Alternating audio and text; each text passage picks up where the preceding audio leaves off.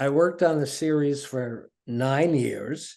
Actually, the fifth season I wasn't on because I was on Fight the Future.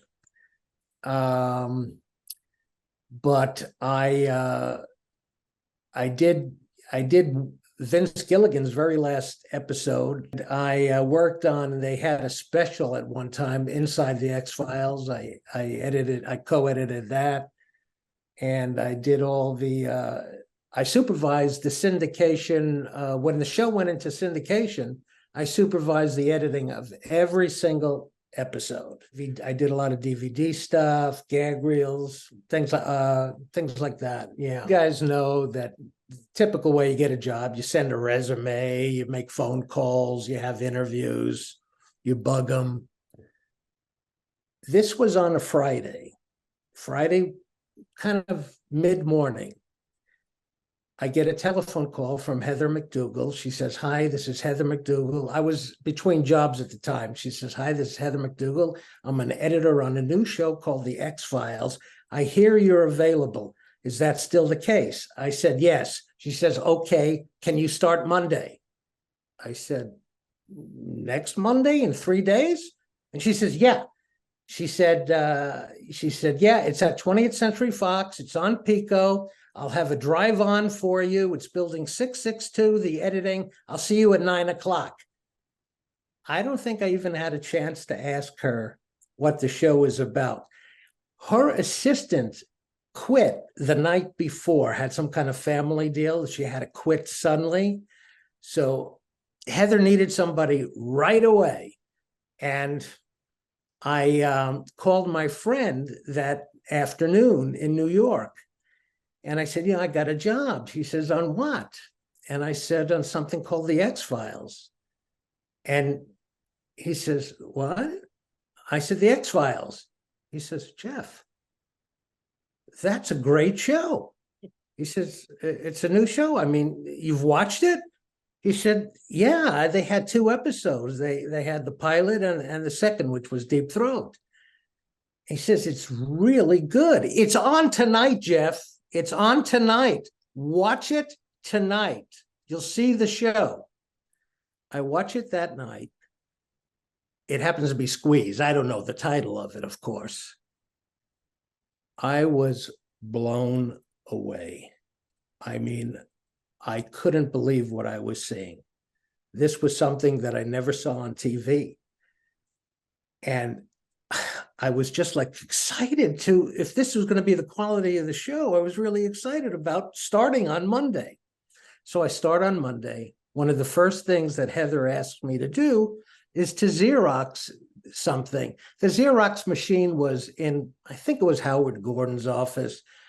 Back then, the offices were like musical chairs. Every season, somebody was in a different office, including Chris, who had like 3 or 4 of them. So I'm Xeroxing, and there's a bunch of people that I have no idea who they are talking to other people in that office.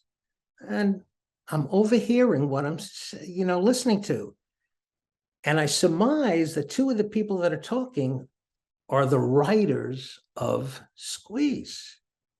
So I said, "Excuse me, guys, are you the guys that wrote that show that was on Friday night?" "Yeah, you hated it?" And I said, "Hated it? I loved it. I mean, it was one of the best things I've ever seen." "Really?" "Oh," I said, "why would you think I hated it?" "Oh, we had so much trouble on that show. We weren't sure about it." I forgot. They gave me the reasons, but I 30 years ago, I don't remember. They thought it was a bomb. And I said, "No, it was great." And I just want to go into another, you could use these things or not. But I want you guys to know about it because I think it's important and it was very meaningful to me. So I finished my first week on the show. And on Friday, the last day of the week, 10:13, Chris's office comes down with a box of T-shirts. And on the back, it just says the X-Files. That's it. It wasn't a hit show. I mean, we didn't even know if anybody was looking at it. It wasn't merchandise, licensed stuff. They just made it up for, to give us a gift. So that weekend, my wife and I are in the mall, and I'm wearing the T-shirt. And I'm telling you, these stories really, I'll never forget them. I'm walking with my wife through the mall, and I hear somebody, like two sets of footsteps, running behind me. And I look back, and I go, Mister, yeah, where'd you get that shirt? And I said, I work on the show. Really? Can we buy it somewhere? I said, no, nothing is available yet. And she said, can I buy it from you? And I said, you take it off my back and walk around, naked in the mall? And she says, yeah, I'll buy it from you. I said, girls, forget it. And they walk away, and my wife and I walk on, and I turned to my wife and I said, something's in the air. This is the strangest thing. I've worked on many hit shows prior to the X-Files. I had jackets with the names and shirts and T-shirts and sweatshirts. Nobody ever stopped me and asked me about anything. I said, there's something happening here. I just felt it. And as it, progressed, it was the most exciting. I worked 41 years in the business. It was the most exciting experience I ever had. It was just wonderful. Anyway, I just wanted to get that out. The first time I met Kim, I knew the director of, I don't know if it was his first show Humbug or something else? Yeah, I think that's one of his most famous. I believe it actually might be, but he did have the most directed episodes. Yeah, like over 50 episodes. Something like that. But this was the first time I ever saw Kim in the editing room. And I knew that the stranger that I was seeing in the hallway was Kim, most likely Kim. And he had a leather jacket with all kinds of patches on it. And it was a very small edit. It was like an editing shack. It was like a tiny building 662. It only had like 5 rooms in it, I think, and a very narrow hallway. But in that, we had a little thing we had some crackers and candy on it and stuff. And the first time I see Kim, I'm entering the building, and I'm walking down the hallway, and I see Kim come out of the editing room, and he starts, grabbing the candy and stuff. And this was my personality. He never even knew who I was. And I go, hey, what are you doing in that candy dish? That's not for you. And he said something like, oh, I'll replace it or something. That was my first experience with Kim. Kim was just a great guy, and very, very friendly. Of course, a terrific director. My other memory is after Home went on the air, maybe a couple of weeks later, I'm sitting in Michael Stern. Michael Stern was the editor. I'm sitting in his room, and Kim comes into the room. He's standing in the threshold of the doorway. He's leaning against the door, and he says, guys, that was the last time this show is ever going to be seen. What do you mean? They had so many complaints, and basically from church groups, how horrible how disgusting this show was. Fox is never going to air it again, and we would just go, really, and that's another memory of Kim. I remember they had a party for Kim's 50th episode, and I was there. He's just a very friendly guy, I don't really have many stories about Kim. Everybody, I tell you, 41 years in the industry working on television shows, episodic shows. These guys were the greatest. I mean, the greatest. And so many of the writers and like Glenn and Jim and Howard, you know, they were, and Darren, they were, and Vince, they were young guys, basically, so talented. And when I've worked with like younger, new people in the business, most of them are insecure. They could be nasty. I mean, these guys were always pleasant, always friendly, always nice. You could always talk to them. And I mean, it was just, it wasn't work. It really was. Although I was there at 11 o'clock, 1 o'clock in the morning, many, many times. My wife, my three boys were all young at that time when I worked on the show. And my wife said, "You never saw them grow up." You know, I mean, I was living there a lot of times on Saturdays. You know, it was just wonderful working with all those people. Chris, let me tell you about Chris, which I really admired about Chris. Now, a lot of times when I work on shows with Chris did not really have a big track record at the time. And when I've worked with new types of producers who haven't been around a long time and writers and stuff, they want to fill the cuts that go to the network after the editor and the director works on them and the producer has their bed. They send it to the network. And usually producers want to fill it with sound effects from the first frame to the last frame, temp music loaded through it. Chris never wanted a piece of music, and not even Mark Snow's music in it. He didn't want music in it. He didn't want basically sound effects. Yeah, a gunshot, boom, somebody knocking on the door. Yeah, I really practically nothing. He wanted it dry. He wanted the story and the actors to speak for themselves. Because, you know, music and sound effects and stuff covers a lot of mistakes, you know, and could give emotion where there isn't any emotion from the actor. You know, it really, music and sound, that's what they're there for. He wanted it dry, you know, and I really respected that, you know, because like I said, you know, he's kind of a new guy, didn't really have a big track record, and he wanted it. He wasn't nervous. He wasn't scared. He wasn't, yeah, I mean, it was just so easy, you know? And talking about that kind of stuff where it was dry, over the years, people said, "Oh man, you must have had a lot of million visual effects and CGI."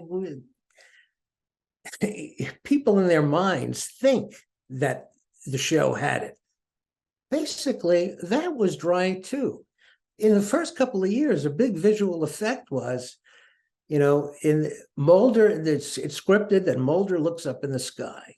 In the night sky, it's black. He's going to see a UFO.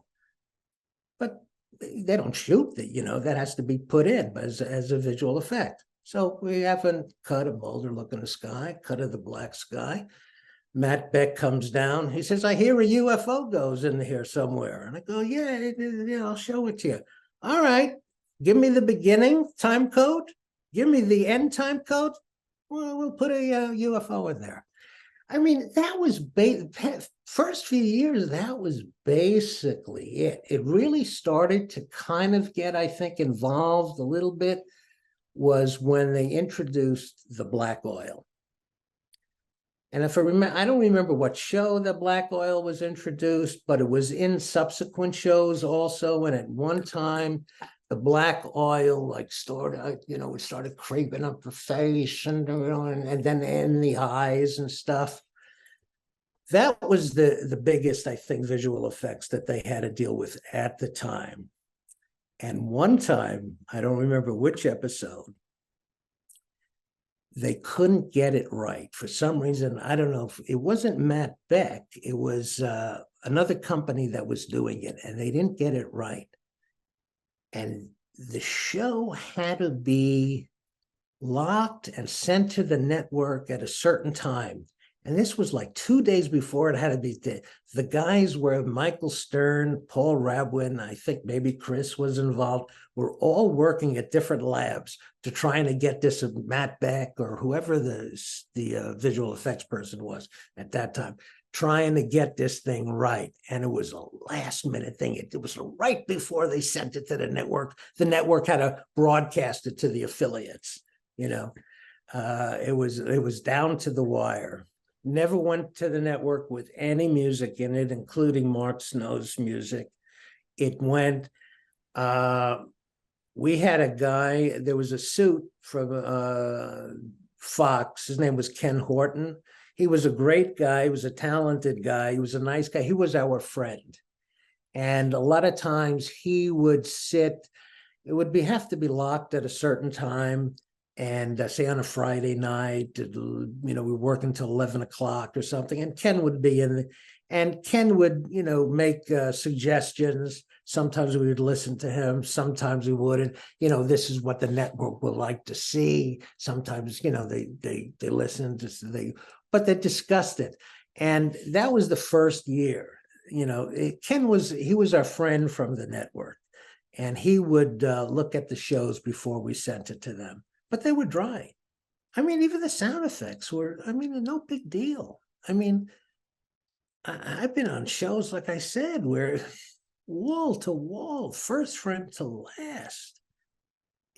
This was really an interesting experience, you know. And, you know, prior to being on the Avid, prior to X-Files and shows in '93, you worked on a moviola, an upright moviola, one picture head, one soundtrack. You couldn't put music. You couldn't put sound effects unless there was an opening where somebody knocked on a door. Put a knock, knock, knock, shoots out a gun, you know, as long as it wasn't going over dialogue. Networks saw all of these cuts, every show in television history prior to the digitizing and all of that stuff, and they always saw these things dry, totally dry. And Chris was old school. He was a young guy who was old school. I have a big message. You could cut it down. The show, in my opinion, was symbiotic with the fans. There wouldn't be a show without the fans, and there wouldn't be the fans without the show. It was a symbiotic relationship. They lived and grew together. You know, the internet was brand new. And it was the very first show that I worked on with an internet. And there would be chat rooms like on AOL and things. And after the show would air, the guys would print out 1013. I don't know, they would have a PA or somebody who would do it. Print out, I'm not exaggerating, stacks of comments from the internet. They read everyone. Everyone was important to them. And the fans were always thought about of being an important aspect of producing that show. As a matter of fact, the fans were so important that there were occasions when, I don't remember the writers or the producers, they'd come in the editing room and say, because, well, I have to back up a little bit. I have to back up. At one point, Chris's assistant, who later became vice president of 1013, Mary Astadorian, she was a great lady. She came down to the editing room, I think the second season or something, and she said, you know, we want to get, Fox gave us permission to hook up with this Delphi. There was a Delphi, what's the word for it? Like AOL or a provider. There was an internet provider called Delphi. Would you talk to the fans on Delphi? And I said, you know, Sue Kessler, who is my assistant, my co-assistant, we're on the computer. We don't know anything about Delphi, but AOL, which was the biggest provider, internet provider at the time, there are chat rooms in there. There are people talking about this. She says, well, we wanted you to go on Delphi, but would you talk to the fans on AOL? They gave us permission. This is unheard of. They gave us, 1013 gave us permission to talk to the fans on AOL. Second season, Chris had a Christmas office party. Just a small group of people, including Mitch Pileggi, Nick Lee, you know, and I think Darren was in there. And so we knew that that evening we had to go, Sue and I had to go to Chris's office for the Christmas party. And she said, let's invite one of the fans from the internet, true story. Let's invite one of the fans from here. I said, Sue, are you nuts? Are you crazy? They could come in with a machete or something. What are you, nuts? She says, no, you know this girl, I forget her name. We talked to her. She's a nice girl. She lives in the area. Let's get her a drive. We got to call Chris. And don't even tell Chris. I said, this is wild. This is wild. So we got the girl, the fan, she was a high school kid, a drive on to the studio. She comes with us to the office. I mean, she must have thought she was in heaven, you know? And Chris, we just introduced her as a friend of ours, you know? And Chris was charming to her. And Paul Rabwin, who was the producer in charge of post-production, which made it also a wonderful experience working for him. So many people that are in charge of post-production have no idea what goes on in the editing room. Paul trusted us, left us alone. He was an editor. He knew what was right or wrong. Anyway, Paul used to talk to the fans on the internet, invited them down to the studios. The fans were always important. And so, yes, the beating around the bush, long-winded story, what the fans mean to me, they gave me, 41 years in the business, they gave me the most fun, the most exciting. I mean, I signed autographs. Assistant editor, I signed autographs. I would, after the show would air on Friday night, I'd go to Starbucks on Saturday morning for a cup of coffee. I'm not making any of this stuff up. I would overhear people talking about the show. I never, ever heard of this before. It was crazy. I was in the chiropractor's office one time. The waiting room was packed. And I see across the row across from AFC, there's a guy going, hey, you know that guy? I could hear him. He works on the X-Files. He works on the X-Files. And you work on the X-Files? I mean, the fans were everything. Everything. And we all loved the fans. We all respected the fans. I mean, the symbiotic relationship. We needed each other. And by the way, it was the first show, and I worked on really some classic TV shows. This was the first show that I was a fan of. And people have asked me what my favorite episode is. And I have to tell you, there were 9 years, so many great episodes that I couldn't really pick one. But if I had to, and it's not even one that I worked on, would be Squeeze. Because I didn't even start the job yet when I saw Squeeze. I was so blown away. And it sent me on a path of knowing I was going into something special on that Monday. None of us, this is just my opinion. I don't think before we got the back nine, we were picked up. I don't think we didn't have a big, audience. I think all of us, including the stars, were thinking, we're going to do the first, 13 or whatever it was and say goodbye. We had no idea that this was going to be what it was, even though we all knew that this was something special.